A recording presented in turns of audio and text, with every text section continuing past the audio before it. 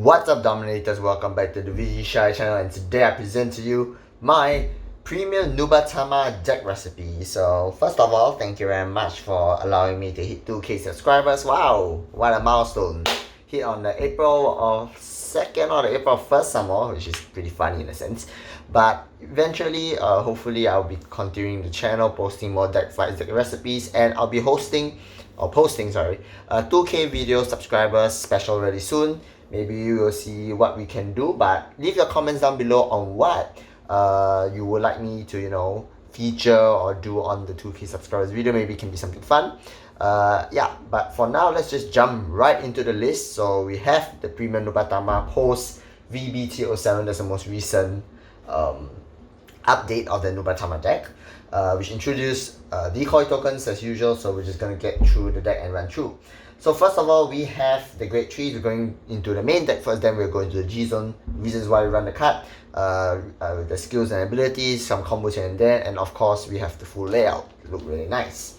First card we have is ShiHai's Dragon Jamnu Congo. I think it's pretty much confirmed at this point that you have to run this card. It's especially devastating in premium, and this is why the deck is actually a tier about 1.5 to tier 2, around there in a sense, because of this card which restricts the opponent's hand size down to 6 or 4. So skill Auto Vanguard Circle, when placed at the end of each turn, your opponent chooses 6 cards from his or her hand, discards the rest. If your soul has a Great Tree, he or she chooses 4 cards instead. So what this essentially means is that your first ride, your opponent's already stuck on a maximum hand size of 6, and on your second ride, if you have a Great Tree in Soul, your opponent is practically stuck at a hand size of 4 for the rest of the game. It's really strong and really restrictive in the sense that the combo of Jamnu Congo and Rene got banned, obviously, because it's really strong. And I feel that this card is what makes Nubatama essential to have in premium and why it's really good, because it restricts down your opponent's hand size, which allows you to end them off with older strikes such as Atago Law and maybe even Drachma. Moving on to the first ever VR we actually got is Mangatsu Storm, Covert Demon Dragon Mangatsu Storm. Reasons why we run is actually not for the first nor the second skill. It's not for the second skill, sorry. We are running it for the first skill, which is when it's attacked by your opponent's Vanguard, you count +1, retire 2 regards, and this unit cannot be hit until the end of that battle. It's the best first ride you're ever gonna get, so if you're going first, you're able to ride with a Great Tree. Hopefully it's on Mangatsu Storm. And then let your opponent strike, your opponent Vanguard hits, let's just say they got inbuilt crit, they have very high power or something. It doesn't matter, count +1, you retire 2 of your rear guards. It can be 2 tokens as well. That's why we actually run this card, because the tokens are essentially free. And then your Vanguard gains the Nullify ability and cannot be hit by your opponent Vanguard. So it's a really good card. 3 off is a must. Total Great Tree count you can see right here is 10. I don't see a necessary to run an excessive amount of Great Trees, because you do take note that you have to rely on defensive options and other options such as filtering your deck for the specific cards that you need in order to end your opponent off. So moving on, we have Stealth Beast Kokushi Garasu, which is the bounce 5, your opponent discard, bounce all your opponent regards, your opponent discards 5. It's an alternative win con, obviously, compared to Jamnu Congo. If your opponent has a really big field, there is a chance of you to clear them off using the Jamnu Congo and Mukuro, this strike right here, which on order for the opponent to clear their board. Jesus, okay, let me take the time to construct my sentences properly. But this is another way for you to end your opponent off and make them discard hand size. So what does this mean? If your opponent decides to be a smart person or a smart elect, not really, but not so smart elect, and decides not to give you rear guards to bounce or whatever, you can always go into Mujino Dakoku, and then you're able to bird them, which is, I'm just going to call this KFC or bird. And they are even forced to discard 5, because they call 2 cards from the G-Zone and then you bird them, they're still forced to discard 5 cards from the hand. And if you're Jamnu Congo, it basically means that their hand size is practically 0. Skill of bird, we actually forgot about it. I totally digress into the topic of birding without actually explaining the skill. Vanguard / Regard, you X skill, Soul +3, discard 2 Sentinels from your hand, this unit gains 15k until end of turn, and if your opponent is a Great Tree Vanguard or greater, you return all your opponent's rear guards, and if 1 or more will return, your opponent discards 5 cards from the hand. So alternative Rincon is a must, of course, because you are relying way too much on General Congo, but you can rely on Burn as well to end your opponent off. So 3 off is a very necessary. But take note that if you are riding into this, or if you're riding into this or you're on it, it really sucks because number one, you don't get the imaginary gift protect. Number two, you're 11k base and I'm 12k base. So yeah, that pointers to take note of. Secondly, we're going into the grade 2. So grade 2 we run 12, if I'm not wrong. 12, it's a balanced amount of grade 2s. First we have Zangetsu. So Evil Stealth Dragon Zangetsu. I think it's basically the core of the deck because it's the best grade 2 you're ever gonna get in Nubatama probably. The X, Vanguard count +1, coin evil decoy token to Vanguard circle, and end of turn, all your tokens get boost and power +5k. So evil tokens are evil decoy tokens are grade 0 and have a shield 5k intercept, and it can intercept from the back row, which is pretty interesting. And take note that when you call a decoy token, you're unable to give the decoy token the ability to attack. It gives the decoy token the ability to boost and not to attack. So take note about that. And the second skill, it's basically where your opponent decides to try to attack this unit and it doesn't work because when attacked, you may change that attack target to one of your tokens on the field, and if you do, you return this unit to your hand. So it's like the ninjas, in movies where you're like, okay, I've done my job, whoop, whoop, whoop, and I'm out of here. It goes back to your hand. It's safe. Moving on to the other grade 2 that we run, which is Stealth Dragon Mangatsu Guild. I think it's a pretty big unit to run as well. It's a side unit compared to Zangetsu because it draws you a card, but the cost is pretty high, which is Vanguard Circle. When placed, count +1, so +1, draw a card. This unit gains 6k at the end of turn, so 15k beater. Second skill is pretty important as well, especially if you want to get back the shield values like Sakura Fubuki or any other grade 1 on the field, just for the important 10k shield. At the end of the battle that they attack, you put this unit to your sword and return one of your regards to your hand. So similarly, like how Nubatama is following the ninja archetype, where you attack and then put into your soul, you disappear in a sense where your regard returns back to your hand and it's not on the field at all. Moving on to the grade 2 that we run, 12k base, Stealth Beast Muhu Garo. Interestingly enough, I don't run this as a 4 off. I don't think it's necessary at a 4 off, but if you are running 4 off, yeah, sure, I respect that decision, but I think 3 off is already enough. It's just a basic generic 12k base unit with no shield value and has the ability to intercept, but no shield value, it doesn't matter. And most of this time you're running Force 1 in this deck, you never almost ever want to run Force 2. Then Protect 1 in this deck, not Force 1.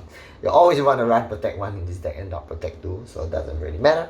12k base is just there for the early rushes to prevent early rush, and sometimes it really forces your opponent to ride up with some decks that are not, let's just say, like Neonectar, Luat, or any deck that has a good grade 2 turn. They are forced to ride up because your 12k base they're hitting under most of the time, and they do not want to commit cards from their hand to boost just to hit the 12k base.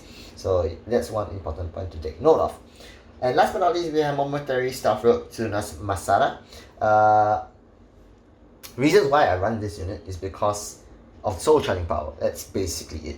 Yeah, no other reasons other than the soul charging is needed in this deck because you are relying on soul such as your KFC or your bird right here in order to give your opponents the discard 5. So when placed, one of the units gain 3k at the end of turn. If it's a grade 3 unit, you soul charge 1. So important to take note of that it is 8k base grade 2 and not a 9k base grade 2. So if you're riding into it, it really sucks. So take note of that. And the second skill, it's not really mandatory, but is a good unit to have in terms of rushing. So at the end of battle, you attack, you soul +1 and return this unit to your hand. But most of the time, you wouldn't use it unless you're on grade 3 because you're wasting soul and you will want to conserve soul for your bird right here. Moving on to the grade 1, so we are finished up for the grade 2s. Grade 1s, we have Stealth Rogue of the Night Sakura Fubuki, one of the best filterers in the deck, one of the best counter chargers as well. When placed with 3 or more units, discard a card from your hand, this unit gets 3k, and if there are 1 or less face-up cards in the damage zone, you draw a card, count charge 1. Filters the deck for your important cards such as your bird, your Mangatsu Storm, even Jamyon Congo because you need to ride up and have a grade 3 in soul, so it's really important. At the same time, it helps you counter charge if you have less than 1 counter blast, and if opponent decides to damage deny you, but very low chance they'll try to damage deny this deck because it's practically useless. This is a very controlled deck in a sense where Nubatama thrives over time. In early game, yeah, there are a few liabilities or disadvantages in terms of getting rushed, but 12k bases do help, your decoy tokens do help, that's why I'm running Zangetsu. And if you think about it, Mangatsu's Gale helps a little bit as well in terms of getting the draw and end of the battle. You insole this unit into bounce one of your get ones back. Most of the time you'll be bouncing Sakura Fubuki back for the free tanky shield so that you can use his ability, her ability, I'm not too sure, again. So yeah. Moving on, we have Fuki, Tempest Stealth Rogue Fuki. It's a very old card. Reason why we run is due to Atagolot, this card right here. It's a finisher, side finisher other than the bird. So count plus 1 and put this unit to your soul with a Nubatama Vega, which you always confirm would have. And the number of cards in your opponent's hand is 3 or more. You choose 1 card from your opponent's hand at random and bind it face down. And then on your turn, your opponent puts that card bound by this effect into his or her hand. Reasons why we run this unit as well is because that take note that your opponent doesn't get to choose what card they bind in their hand, but instead you choose at random what your opponent card, what your opponent's bind card will be. So if your opponent has a, let's just say, a heal trigger or PG that they are able to use next turn, you're able to shove this guy into your soul and make your opponent shuffle their hand at random, choose a card at random from their hand and bind it face down. And take note that I have some games with where I actually won off Fuki because I bound like their heal triggers so they're unable to G-guard, or bound like their Kanzens and perfect guard so that they're unable to block the attack. And with the combination of Jamyo Kongo and Fuki, you're able to push your opponent down to hand size 2 if you have 2 Fukis on board, because Jamyo Kongo is to 4, Fuki is to 3, you can use another Fuki because the skill set you have 3 or more hand size, so 2. And then Atagolot takes 1 card off, so they have 1 last card left in their hand to guard, which is very high and likely they're able to guard. And Atagolot states that if your opponent has 3 or less hand size, this unit gets crit +1, so you're swinging for a guaranteed to crit. Moving on to the grade 1s we have left, we have Stealth Beast, Katagirisune. Strike Order, I wouldn't get into it. The second skill is basically to search for, review grade 3 search attack for Shiranui, doesn't matter. You can just, search for Shiranui but fail search in a sense, but whatever.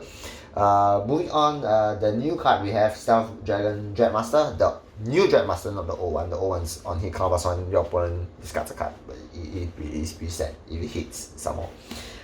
Reason why we run 2 Dreadmasters is because of the filter engine. As I said before, this deck is a big combo piece reliant, because you need to make sure that you ride into Jamyo Kongo consistently, and at the same time having the options of the consistent soul charge and the consistent amount of draw PGs or draw power you have in order to filter out your important pieces in order to end your opponent. So I think 2 off is okay. You can run more obviously, but I think this card is really good in terms of getting the filter. So skill, Vanguard when placed, you discard a card and draw a card. Your Vanguard ensure Stealth Dragon Kyuji Kongo, which you don't use for the second skill. We don't have Kyuji Kongo at all in this deck. You so pass around, your opponent chooses one of his Vanguards, returns to hand, choose a card from his or her hand, discard it. You don't really neglect the second skill, we just want it for the first skill, which is on place, you discard 1, draw 1. That's the filter engine. Alright, so for triggers, I think it's pretty flexible. I've seen a lot of decks running 8 draws for crits. I think it's fine, yeah. It's practically the same thing. I'm running 7 draws, 5 crit. It's just opting the crit for the draw trigger instead. Heals wise, I run that 1 old G series heal where you discard it and you have another heal in your drop zone. You may bind both of the heals and you either counter charge 1 or soul charge 1. Saves you in some situations because sometimes you are running out of count, you realize that you run out of count blast for, let's just say, Mangatsu Storm skill, or you're running out of blast for this G-guard, which you get to later.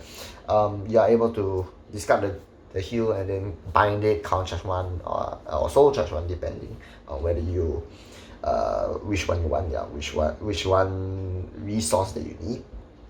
So yeah, but rest of the triggers, as you can see, is all V series triggers. You ideally do not want to opt for any old triggers unless it is the insole draw trigger and choose 1 units plus 3k. So that's a different story because we are more of playing more of the discard engine and more reliant on bird. But this deck is more well-rounded in terms of you can rely on bird or you can rely on other cards like Jamil Congo, Atagolor, and even Drachma. Alright, last but not least, starter. Whatever stuff you want to run, it's fine. Opt for the draw one starter, the on-right draw one starter. Do not opt for old starters. It doesn't make sense at all because most old starters are just GB1 reliant and it's really slow. Ideally, you want to get a free hand size in the start of the game so that you get your pieces faster. Last but not least, we have the G zone. So pretty simple. We're gonna get through the G zone. First, we have the new Mujin Lord Dakoku. I really think that this card is really bad, especially if you are going first. You're striding first. Sorry, you're unable to strike in this card because you need to have your opponent needs to have a face-up G zone in order for these units to proc, for this unit's ability to proc or skill. Count +1. Skill is count +1. Turn a card. Your G zone face-up. Sorry. Your opponent chooses 2 face-up G units with power from his or her G zone, calls into rearguard circle. Your opponent cannot use their auto abilities. You dominate them, attack your opponent's vanguard, and you can use the auto abilities as if they were on vanguard circle. But now that I think about it, most V series cards, most G series cards, vanguard skills that are auto is pretty restrictive based on the clan, and most of the time you're unable to activate the effect at all. So it really sucks. And even if you're first striding, your first stride cannot be this card. So that's why I think in Premium Collection 2, hopefully they give Nubatama a really good first stride. Because as of now, your first striding is basically into Magan Tembu. And if your opponent doesn't give you regards, it really sucks. Because you're basically wasting a free strike. You're basically wasting a strike, not a free strike. So it really sucks. So hopefully in Premium Collection, please Bushiroad, give Nubatama a better first strike. Moving on, we got Atagolor. So I've seen people run more than 2 Rukoda Stealth Rogue Atagolor, but I don't think so. I think 2 is the best already. Ideally want to end your opponent off on this, but if not, you can go in Drachma as your next option. Generation Pick 2 counters 1, choose a face down card name. This card basically Persona Flip. When this unit attacks, you may pay the cost. You do opponent chooses 1 card from the hand by the face down, and number of cards in your opponent's hand is 3 or less. It gains crit +1. So yeah, but take note at the end of your turn, the bind card that your opponent's bound goes back to his or her hand. Finisher, of course, ties in very well with Jungle Combo and the Fuki combo. That's why you run it. Magan Tembu, best first strike for now, I guess, because it really does nothing. Especially if your opponent doesn't give you rear guards, it's very hard into striding into this because it's practically useless. Skill count +1, choose face down, but count +1 for Persona Flip. Choose one opponent rear guards, it gains 3k at the end of turn for each face up card in your G zone, which is most of the time just 3k because your first strike, you're taking the first strike. And then stand and dominate the unit, attack your opponent's other unit, and at the end of battle you retire the dominated unit. So one good thing I guess is you get to selective retire in terms of which rear guard that you actually want to retire, I guess. So it's pretty fine, it's pretty okay. It's mediocre at best, yeah. Mujin, we got the old Mujin Lord and myself Rogue Mujin Lord. Another finisher in a sense where it's important to take note that it's only good against decks that can generate a lot of rear guards, and it's a final case scenario we will actually use because it's bad. It's kind of bad. Skill count +1, choose face, you basically Persona Flip. Choose up to the same number of any player rear guards as the same number of face up cards in the G zone, they gain 4k. And then stand off your opponent's vanguard that were chosen, dominate them, and each attacks your opponent's vanguard 1 at a time. You may use the abilities if you pay the cost, of course.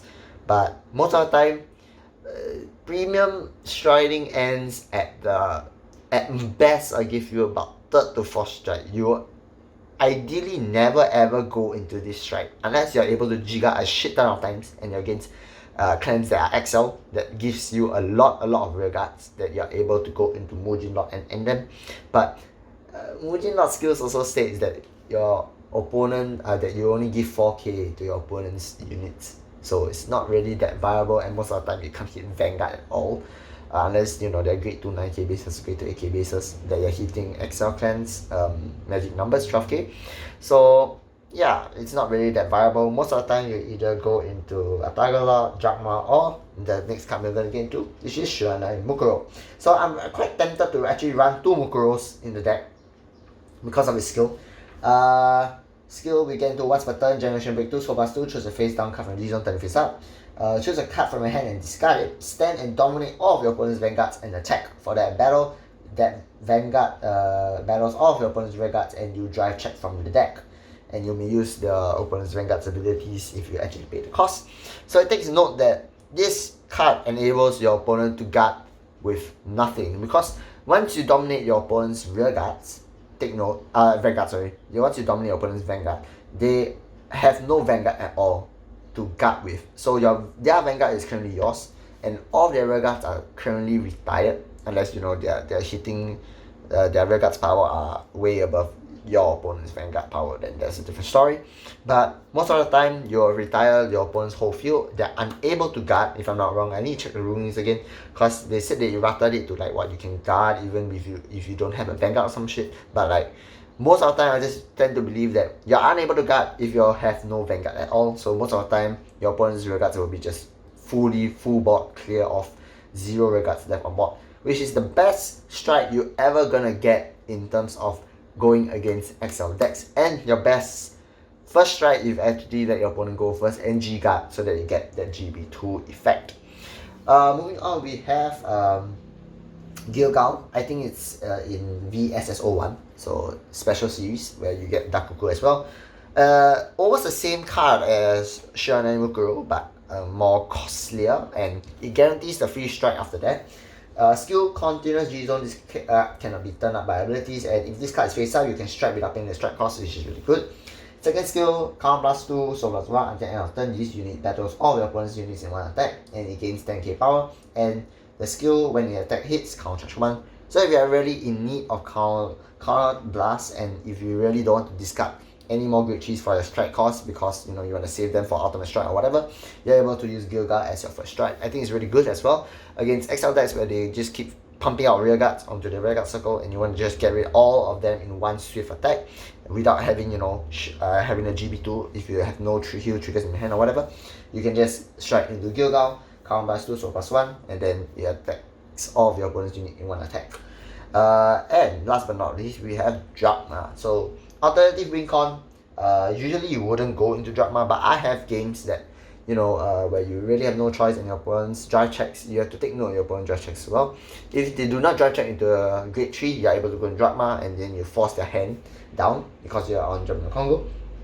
Skill, count +2, when this unit is placed on Vanguard Circle, you bind off your opponent's rear guards,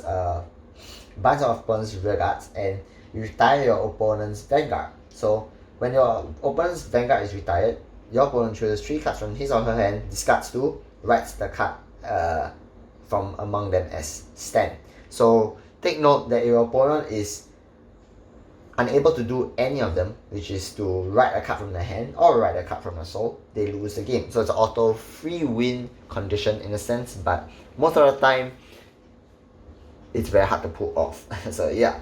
Drachma, obviously the alternative win con. If you don't win on this, you're still able to play standard in a sense where you just you may go into Mangotsu Storm if you still have Mangotsu Storm and use the skill.